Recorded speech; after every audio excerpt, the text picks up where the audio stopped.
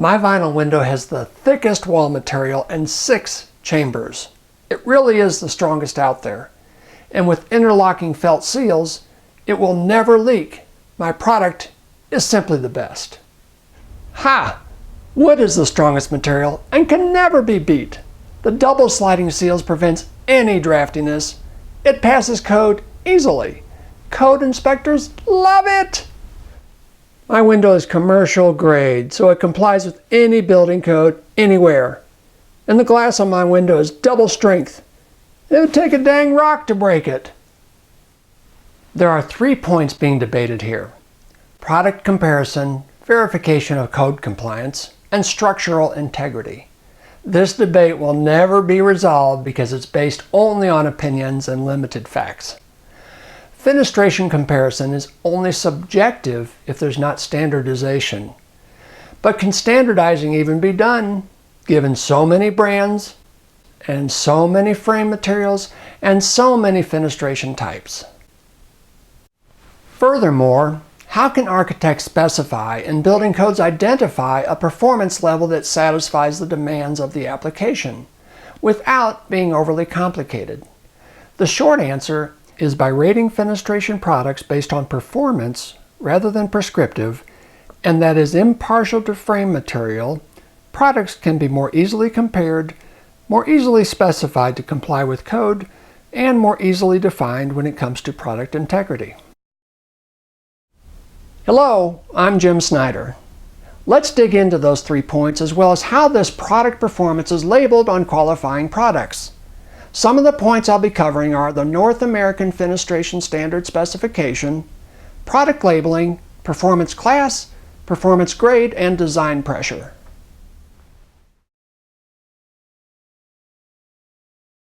As architects, manufacturers, code officials, and test labs, among others, having a universal understanding of performance specifying and code compliance across the board is critical.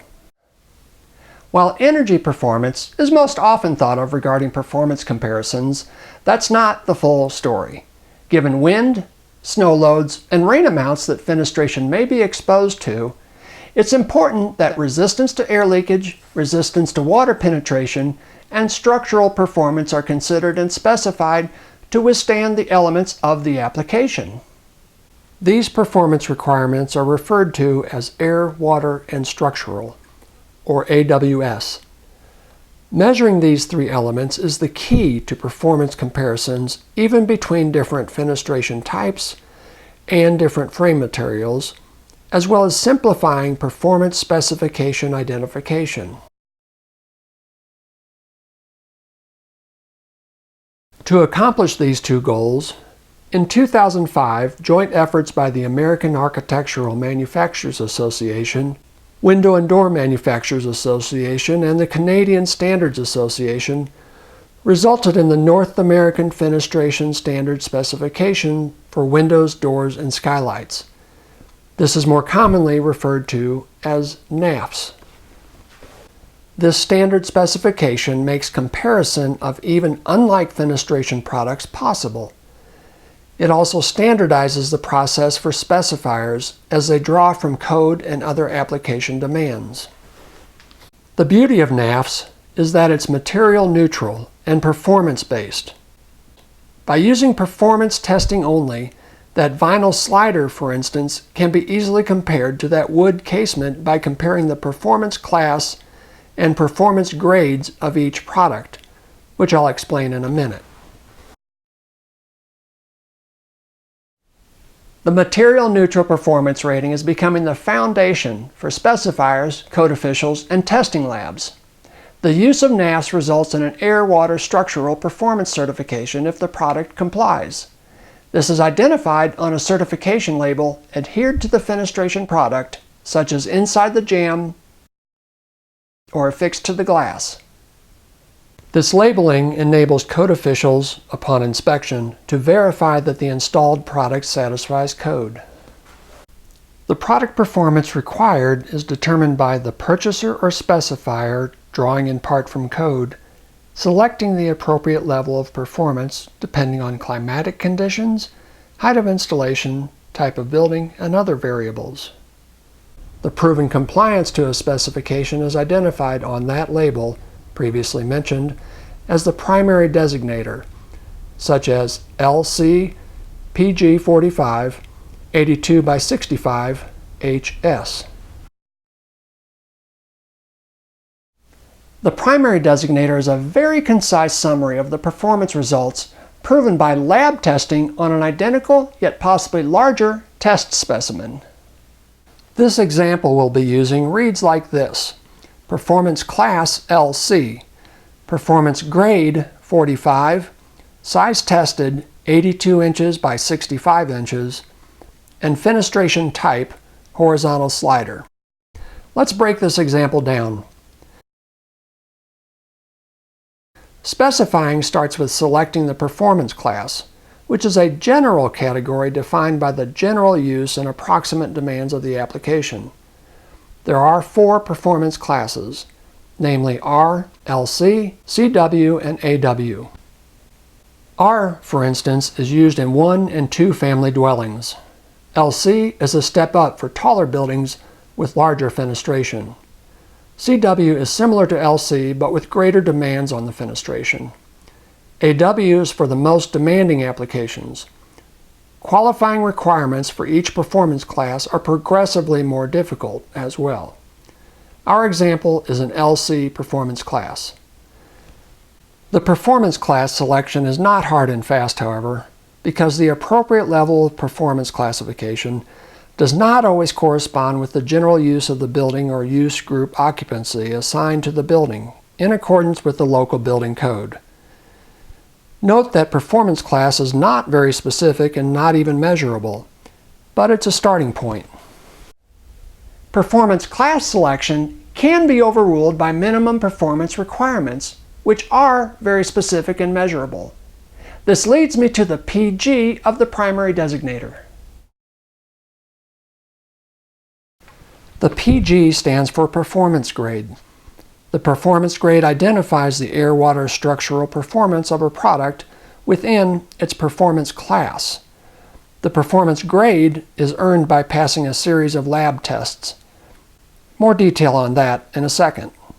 But first, the numerical value within the performance grade identification is a design pressure, 45 psf in this case, used in much of the performance grade testing.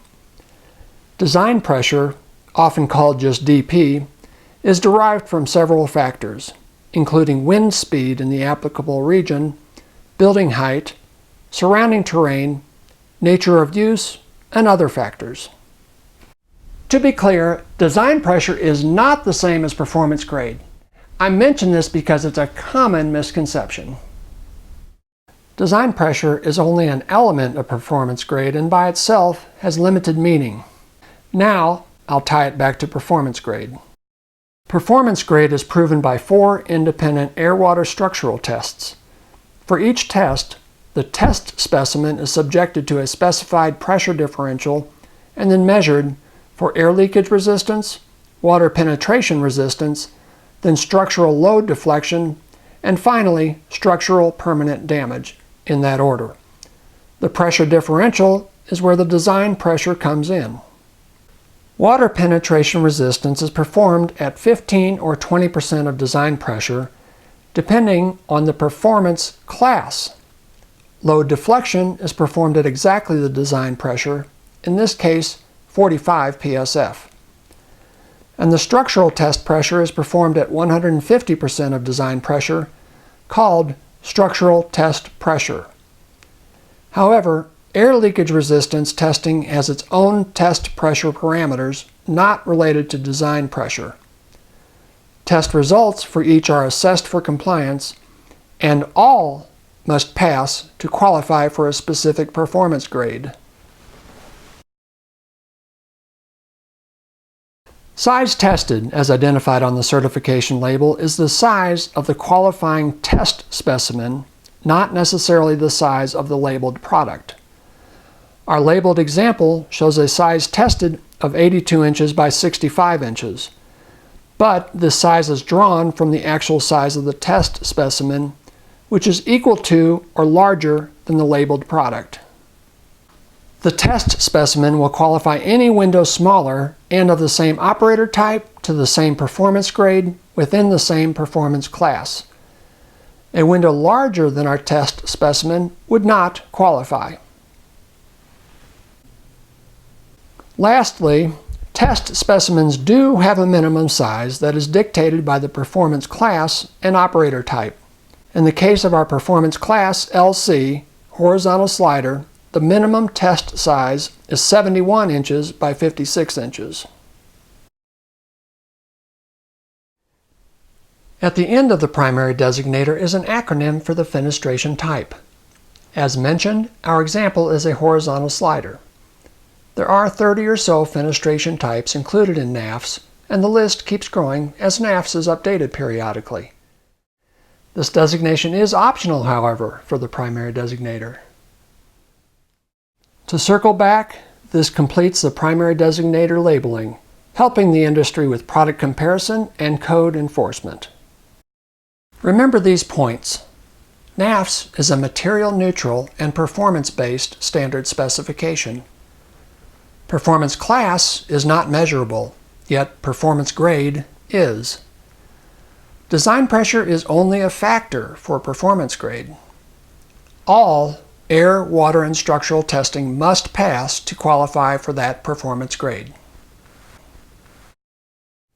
Product labeling actually covers much more information than we've discussed, as does NAFS, but that's for another time.